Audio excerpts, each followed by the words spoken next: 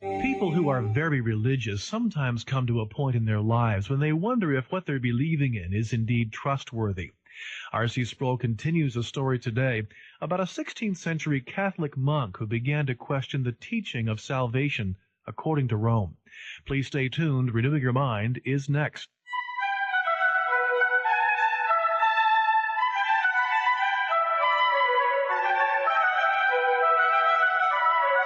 Welcome to this Tuesday edition of Renewing Your Mind. I'm Bill Neff, and it's good to have you with us for today's teaching by Dr. R.C. Sproul. During last week, we broadcast for you a series of messages that Dr. Sproul delivered at one of our 1996 Renewing Your Mind conferences. The topic of these messages is a familiar one to R.C. Sproul, namely the holiness of God. Now, on last Friday's program, R.C. talked to us about the life of Martin Luther.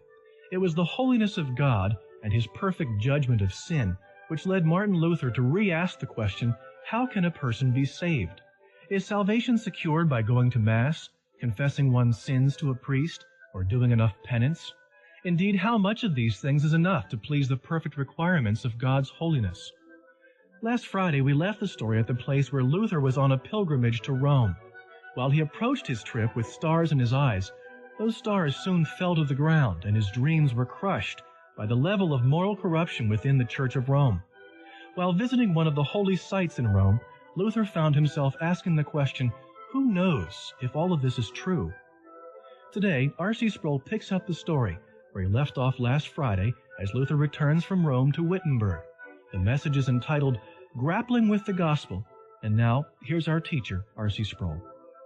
And he and his fellow brother made the trip from Germany all the way to Rome on foot. Several weeks it took to arrive there. And with each passing footstep, Luther got more and more excited that he was going to the holy city. And when he got there, he went through the most critical period of disillusionment that he experienced in his whole life. He saw priests celebrating the Mass 10, 12, 15 times a day, doing it 3 times the normal speed just to get it finished. He saw the corruption, the moral corruption of the clergy in Rome. He said it was not only acceptable for the priest to be engaged with prostitutes every day, but even more so in homosexual prostitution. And when he saw this brittle spirit of this zealot for righteousness was almost completely destroyed. And so he went to the Lateran church that had the Scala Sancta, the sacred stairs that are believed to have been the original stairs that led to the presence of the Praetorium, where Pontius Pilate actually judged Jesus. Luther says that he went to the steps, the sacred stairs, and he went up the steps on his knees, saying the rosary as he progressed. And when he got to the top of the stairs, got up from his knees, no one else was there, he said aloud, who knows if it is true? Luther experienced what other saints had called the dark night soul, a crisis of faith. He came back from Rome all the more distressed and troubled, just waiting for another crisis to take place, which came about 5 years later, every 5 years. In the so-called Tower experience, where now Luther has not only been ordained, but he has been commissioned as a doctor of the church. He's the theologian brought by Frederick from over to Saxony into the town of Wittenberg, where this new university had been established, where Luther is now the professor of theology. And he had already finished a series of lectures on the Psalms, and now it was his task to give a series of lectures on Paul's letter to the Romans. And according to Luther, in his introductory essay to his commentary on Romans, he tells the story of what happens in the tower as he was preparing his lectures for the very first chapter of Romans. He had consulted hard sentences and all the other medieval commentaries in the preparation of these lectures, and now he was reading some obscure essay from St. Augustine that had been written centuries and centuries, over a millennium before. And I know that essay he was reading. And almost as an aside, almost as a concluding unscientific postscript, throwaway line, in that little essay, Augustine is talking about Romans 1, where Paul talks about the righteousness of God that is by faith.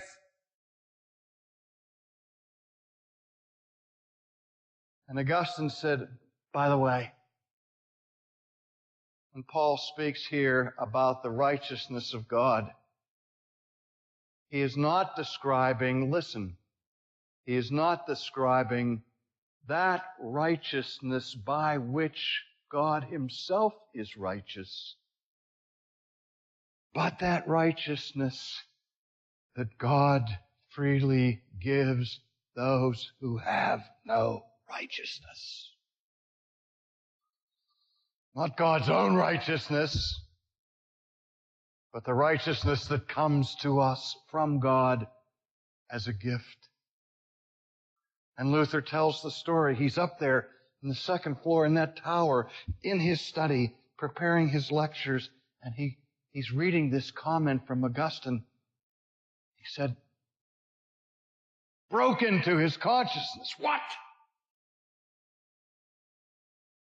You mean Paul here is not talking about the righteousness by which God Himself is righteous, but the righteousness that God freely gives to those who believe? Luther said,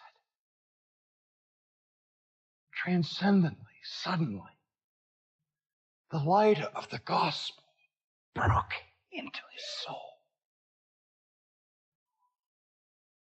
He said, and I understood the gospel for the first time in my life, that the just shall live by faith, and that the grounds of my justification is not my righteousness, but the righteousness of God that has been given to my account. He said, and when I understood it, the doors of paradise swung open and I walked through, like Archimedes jumping out of his bathtub when he understood suddenly and intuitively the laws of buoyancy and went running through the city naked, crying, Eureka!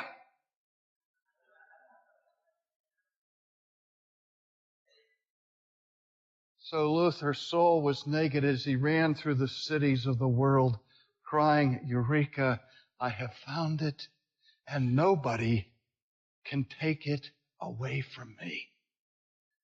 Not emperor nor pope, not church council nor prince.